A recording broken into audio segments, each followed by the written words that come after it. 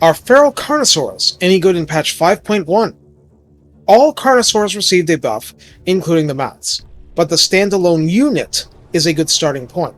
To be perfectly honest, I don't need much of an excuse to do a dinosaur video, and this provides a better excuse than most, so let's bite deep. Recruited for 1600 gold and 400 upkeep, which I'm sure is mostly the gold equivalent of the food provided. The Feral Carnosaur comes in at 7,544 health on Ultra unit scale.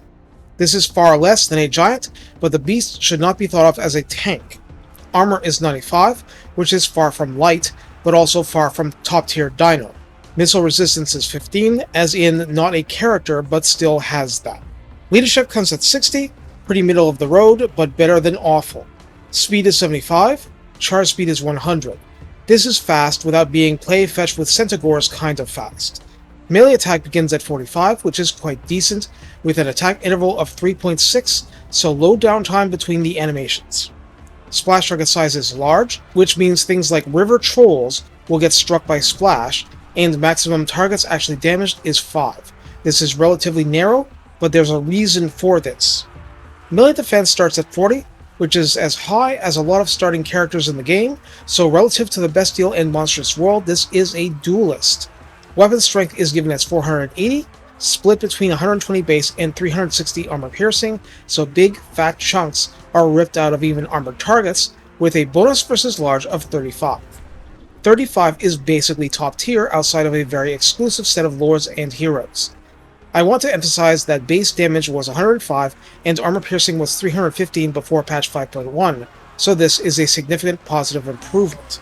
No, Carnosaurs don't fly, but this is basically the dinosaur equivalent of a bloodthirster, a hunter of larger than man-sized prey with a taste for the biggest and juiciest of foes, and is also one of your better options for ripping a steam tank apart into scrap metal.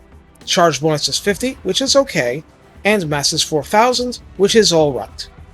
The Feral Carnosaur is a siege attacker, inflicts fear and terror, has predatory fighter for plus 5 melee attack and plus 25% speed in a burst if an opponent flees, has the reworked rampage, and has frenzy. Frenzy means plus 10 melee attack and plus 10% weapon strength and charge bonus while it's up, which means having leadership over half the base amount. As a terror monster is immune to terror, so immunity to psychology plays no further role. So, even at rank 0, on the charge it will have effectively 105 melee attack, 140 melee attack against a large target, at least for the first bite. Feral Rage, which is the reworked rampage, first triggers at 75% HP, as in earlier than before, and there are cooldowns in effect which stop this from triggering 0.1 seconds after the battle begins, and also makes the second stage, which activates at 25% HP, something that won't happen instantly either, even with already damaged dinos taking more damage. Still, 40 seconds of uncontrollable behavior is not ideal. Cold-blooded, the Lord and Hero ability, will pull a single dino out of Feral Rage, and that can make a huge difference. If you're wondering if there's a non-feral version of the Carnosaur, that's limited to the Regiment of Renown and the Saurus mounts, and they're all stronger too. In the Redline skills, is once again Hunt Leader providing up to plus 8 melee attack and plus 12% weapon strength, like with the Dread Saurian, and likewise, ranked 7 ones benefit from Epicentrist, adding 10 armor, plus 5 leadership, and plus 12 flat charge bonus, helping the unit do its job better. In the tech tree, it's the same as the Dread Saurian, offering recruit rank, upkeep reduction, and plus 5 melee attack and plus 15 flat charge bonus to better take a bite out of crime. Or chaos, rather. So how do we use the Feral Carnosaur? Well, the simple way is to find the biggest, baddest single entity around and unleash, but that alone is often insufficient, since the Carnosaur is known for its bite, not its chin. The beast will perform poorly if focused down, so you want to use its speed to avoid being focused, and to take full advantage of enemy forces that have been tar-pitted. Thus, being a bit sneaky is best. You can't be that sneaky, the Carnosaur cannot hide in forest. Rather, he needs to rely on speed and getting clean attacks on ideal targets, and that takes a bit of work at times.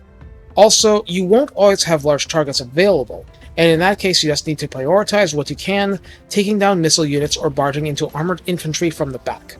You want to be careful about going up against anti-large units. These are basic precautions.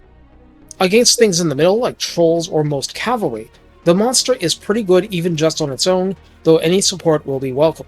The effective offense is so high against such targets, you're probably helping more with debuffs on the enemy rather than raising melee attack. Along those lines, the Carnosaur is incapable of inflicting poison on its own, but there's lots of that in the Lizardmen arsenal, so feel free to inflict some on your opponents. It won't affect digestion. Finally, if it really is too much, the creature will flee of its own accord with enough mass and foot speed to often get away without any saving from you. Don't rely on this, but it's expensive enough you don't really want it fighting to the death unless it really must. Take care, and have fun letting the Carnosaurs off the leash. It's about time they bit harder. They had been power crept into being in the shadow of bloodthirsters and gorgons for too long.